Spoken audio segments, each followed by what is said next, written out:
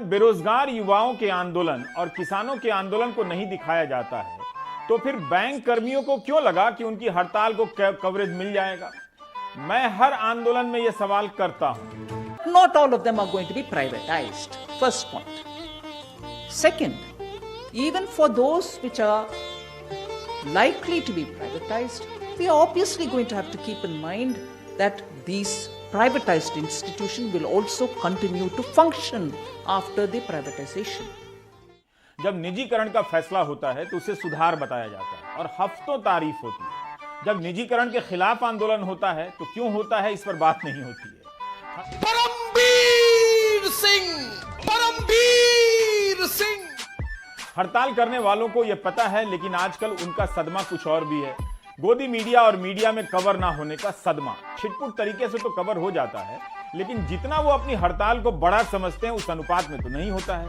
आप दावे के साथ नहीं कह सकते कि लाखों बैंक कर्मचारियों में लोग गोदी मीडिया के उपभोक्ता नहीं होंगे। उपभोक्ता हैं तभी तो सदमा लगा कि उनकी हड़ताल को कोई दिखा नहीं रहा। नहीं दिखाने वालों की संख्या इतनी अधिक है, जो दिखा भी रहे हैं वो काफी नहीं। बड़ी साजिश। अर्नब गोस्वामी और रिपब्लिक मीडिया नेटवर्क इस बार इसके पीछे पड़ जाए तब तो भाई। जो पीएसयू बैंक है ये गरीबों का बैंक है।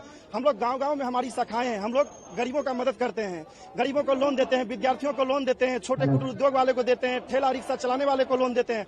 और ये सरकार इसको निजी हाथों में बेचना चाहती है और निजी हाथों में बेच करके ये इस देश के पैसे को कुछ चंद हाथों में देना चाहती है। छोटे छोटे विद्यार्थी लोन लेकर के आईएएस, आईपीएस, इंजीनियरिंग, मेडिकल की पढ़ाई करते हैं, उसको ये सरकार रोकना चाहती है। आपकी आजादी वहीं तक है जहां से मेरी नाक शुरू होती है। ईद का मौका आने वाला है और उसके बाद सहरी के लिए रोज सुबह 4 बजे तेज तेज आवाजों में लाउड स्पीकर से चिल्लाया जाएगा। 1300 साल तक तो लाउड स्पीकर था नहीं, तो 100 साल में इसकी क्या जरूरत आन पड़ी है? हड़ताल करने वाले बैंक कर्मियों में अधिकांश गोदी मीडिया देखते होंगे, ऐसा मान लेता हूं।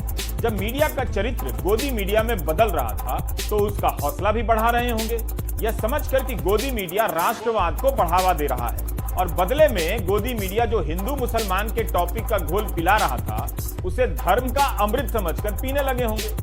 मैं बीजेपी के हिंदुत्व वाले जाल में ममता बनर्जी फंस गई है। जो पॉलिटिक्स बीजेपी खेल रही है, सब अपना खेला करते हैं जी।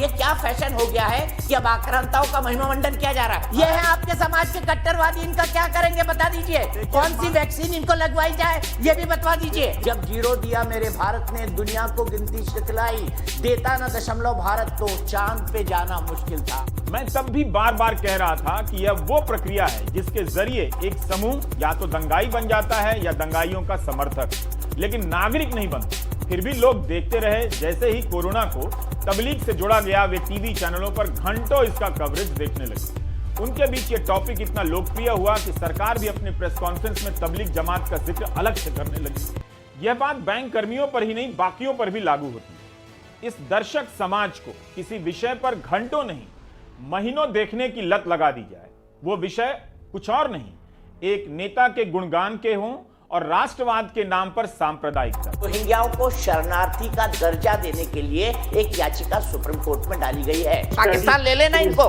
मुसलमान है। वैसे मैं जानना चाहता हूं कि लाखों बैंक कर्मियों के व्हाट्सएप ग्रुप में किसान आंदोलन के समय किसानों को नागरिक समझा जाता था या आतंकवादी कहा जाता था? यह मैं अपने व्यक्तिगत शोध के लिए जानना चाहता हूं। इस प्रश्न का यह मतलब नहीं कि बैंक कर्मियों के आंदोलन को कम समझता तो कवर नहीं करता। वाजे गेट कहा जा रहा है। स्पेस सेविंग इस सरकार को मिल नहीं रहा था कि कैसे करें अपना। क्या दीदी का झूठ पकड़ा गया? उन्होंने कहा कि बंगाल को वैक्सीन नहीं दे रहा केंद्र, चंडी पाठ भी कर रही हैं। यही बात लाखों बैंक कर्मियों के मन में भी होगी जब उन्होंने तय किया होगा कि 15 और 16 मार्च को देश भर में हड़ताल के फैसले से पूरा मुल्क सन्न हो जाएगा। मीडिया में घंटों चर्चाएं होंगी और सरकार पर दबाव बनेगा। ऐसा तो हुआ नहीं। ममता बनर्जी ने यह भी कहा है कि हमें दंगाई, लुटेरे, दुर्योधन, दुशासन और मीर जाफर नहीं चाहिए। नफरत पर सवार चुनावी प्रचार। सांप्रदायिक बातों का लीडर कौन है? आईटी सेल की अफवाहों को फैलाने में कौन सबसे आगे रहता है? जब किसान आंदोलन कर रहे थे तब बैंकों के व्हाट्सएप ग्रुप में किसानों को देशभक्त कहा जाता था या आतंकवादी। मैं फिर से दोहरा रहा हूं, यह सब जानना बहुत जरूरी है। बिना इन सवालों के जवाब जाने आपको आज के आंदोलनों की ताकत, उनकी ईमानदारी और उनके भविष्य का अंदाजा नहीं हो सकता। हम लोगों को यही लगता है कि सारे चैनल सरकार के समर्थक हैं, इसलिए वो नहीं चाहते हैं कि हमारा जो विरोध हो वो नेशनल चैनल पर चले। सारे लोगों को फॉर्मल इन्फॉर्मेशन दिया गया था कि राष्ट्रव्यापी 2 दिन का हड़ताल है। कुछ लोकल जो समाचार पत्र वाले हैं वो लोग आए, फोटो खींच के चले गए, लेकिन वो उन्होंने केवल फोटो खींचा है।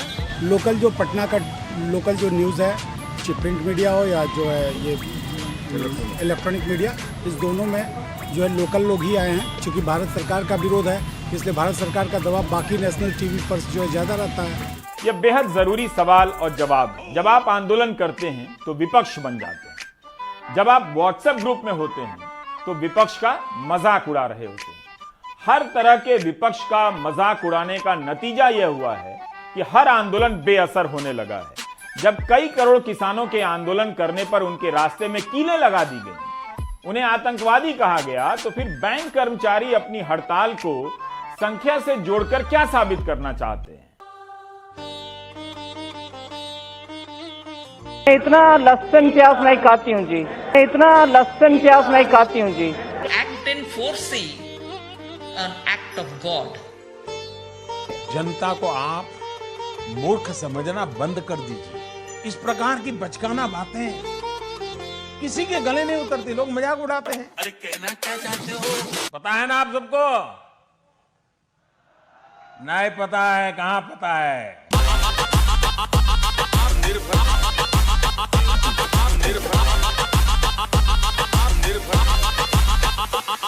निर्भर भारत।